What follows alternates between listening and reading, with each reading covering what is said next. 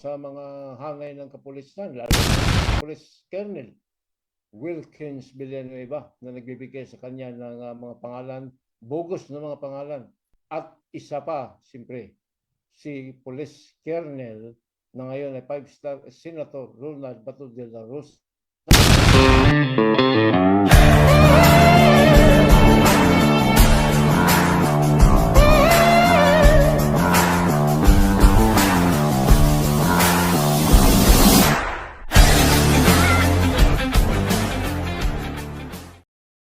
Sino-sino pa pong involved? Ang tingin nyo, bukod sa nabanggit niyang pangalan, si dating Pangulong Rodrigo Duterte, Michael Yang, Sammy Uy at Charlie Tan. Yes. Siyempre po sa mga hangay ng kapulisan, lalo pa si Police Colonel Wilkins Villanueva na nagbibigay sa kanya ng mga pangalan, bogus na mga pangalan, target personalities kuno sa kanyang bogus na war on drugs, sa kanyang death list. At isa pa, siyempre, si Police Colonel na ngayon ay 5-star Senator Ronald Bato de la Rosa. Involved yan sila. Ako, mga kababayan, dito na. Binanggit ni dating Police Colonel Arturo Las Cañas ang pagkakasangkot daw di umano ni dating PIDEA Chief Wilkins Villanueva na noon po ay isang colonel pa. Siya daw ang nagbibigay ng mga bogus na pangalan na di umano'y target list. Siguro, kalaban sa politika, kalaban sa business ng droga, 'di ba? Tapos bibigyan ko no ng pangalan na ito ay nandoon, na sila ay ipapatukhang, na sila ay kailangang hulihin. Kaya nga bogus, mga kababayan, ibig sabihin, yung bogus na yan ay wala doon sa kanilang totoong listahan. Gumagawa ng listahan itong sila Wilkins Villanueva, kasama na daw itong si Bato de la Rosa, para kanila pong mawalis doon sa kanilang daanan dahil kalaban nila sa negosyo ng bato o kaya ng pulburon, mga kababayan, o kahit ano pang negosyo basta nakaharang sa kanilang daanan ay gagawa ng paraan itong si Wilkins Villanueva. If you can still remember, hindi ko inaakusahan si dating PIDEA Chief Wilkins Villanueva. Kaya lang, mga kababayan, dahil nabanggit ito ni Arturo Las Cañas, marami ako natatandaan nung nanonood po tayo ng usapin tungkol dito kay Police Master Sergeant Mayo na involved ang mga kapulisan, mga general, colonel, ay nabanggit din ang pangalan ni Wilkins Villanueva. Nagkaroon ng mga raid na kung saan may mga nahuli. 'Di ba? May mga nahuli, pero mga kababayan, ang nangyayari, ito po ay nadidismiss ang kaso through technicality. Hindi ba ibig sabihin nun ang mga Chinese na to, yung mga nahuhuling malalaking tao, ay ginagawa ng paraan ni Wilkins Villanueva para madismiss ang kaso? Dahil alam natin, mga kababayan, pag technicality na ang pinag-uusapan, kahit nga yung time ng anak ni Secretary Boying Remulla, na-dismiss din yon through technicality. At ang nandoon din, mga kababayan, sa pagkakaalam ko, ay itong si Wilkins Villanueva rin. 'Di ba? Marami yan na kwento, maraming mga inimbestigahan katulad nung sa Pampanga. Di ho ba? Involved din ang pangalan ni dating PIDEA Chief Wilkins Villanueva.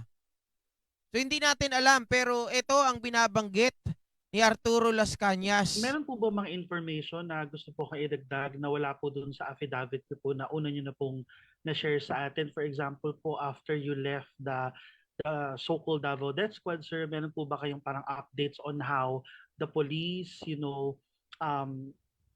tawag ito, in-implement yung drug war, specifically yung cash flow ng money, kasi di ba may mga nabanggit pong ganun na para may pera pong involved, meron pong nakukuhang parang reward yung mga police natin when may nagawa po silang mga ganitong crimes. Meron po ba kayong naisagdag, sir? Okay, ito I think sa pre-trial ito na banggit ko ito, sa isang handwritten testimony ko na sinabmit gusto nila na during the 2004 December 31 read dito sa Davao Cebu Laboratory sa Dumoy December 31, 2004. Turel. Dito pinatry nila ni Colonel Wilkins Villanueva yung Teka lang, ulitin natin mga kababayan. Maganda tong tanong na to eh. Sir, mula po meron po ba mga information na gusto po kayo idagdag na wala po dun sa affidavit niyo po na una niyo na pong na-share sa atin? For example po, after you left the so-called Davao Death Squad, sir, meron po ba kayong parang updates on how the police, tawag ito, in-implement yung drug war, specifically yung cash flow ng money, kasi di ba may mga nabanggit pong ganun na para may pera pong involved, meron pong nakukuhang parang reward yung mga police natin when may nagawa po silang mga ganitong crimes. Meron po ba kayong nais idagdag, sir? Okay, ito I think sa pre-trial ito na banggit ko ito sa isang handwritten testimony ko na sinabmit gusto nila na during the 2004 December 31 read dito sa Davao Cebu Laboratory sa Dumoy Turel. Dito pinatry nila ni Colonel Wilkins Villanueva yung 6 na mga workers ng Davao Cebu Laboratory as instructed, ordered by Mayor Rodrigo Duterte at the time, at binigay ni Mayor Duterte kay Wilkins Villanueva yung isang napakalaking box ng Marlboro box, puno ito ng mga US dollar currencies. At binigyan pa siya ni Mayor Duterte ng additional 5 million peso para ibigay sa akin ang additional 11 Chinese nationals na workers sa Davao Cebu Laboratory at chemists. At dito dinala ko sila sa Laod Quarry at nakuha ko sa kanilang posisyon nung hinanap ko ang mga dokumento nila, kasama nila si Alan C. Kasi si Alan C. marunong na magsalita ng broken Tagalog at broken English. Kaya tinanong ko sa kanya kung saan ang mga passport ng kanyang mga kasama. Sabi ng mga kanyang kasama na nasa posisyon ito ni Michael Yang at the time. At maliwan dito nakakuha ako ng 6 na mga small cellphone, Nokia, sa kanilang mga brief. At pinilit ako ni Mayor na itong over talaga ito kay SPO Sunny Bilipentura yung araw na yun, after the New Year. Kaya sabi niya, ipaforensic exam daw niya, pero wala. Hindi po totoo yan. Pinapapatay niya sa grupo namin ni SPO Bin Laud, yung 11 Chinese workers in chemist ng Davao Cebu Laboratory at ng Barangay Obrero, Cebu Laboratory, para pagtakpan ang identity ni Michael Yang, Sammy Oy at Charlie Tan at, of course, si Mayor Rodrigo Rua Duterte na yun ang pinaka-lord ng lahat ng drug lords na ito. Etong mga ito, meron silang mga 11 Chinese people na ito ay chemist, siguro kung ano-ano pa, 'di ba? Ito ay pinapatay para pagtakpan yung pagkatao ni Sammy Uy, Michael Yang, si Pangulong Duterte. Kaya ganun ang ginawa, mga kababayan. At ang nagpapatay kasama ay itong si dating PIDEA Chief Wilkins Villanueva na noon ay isang colonel pa lang.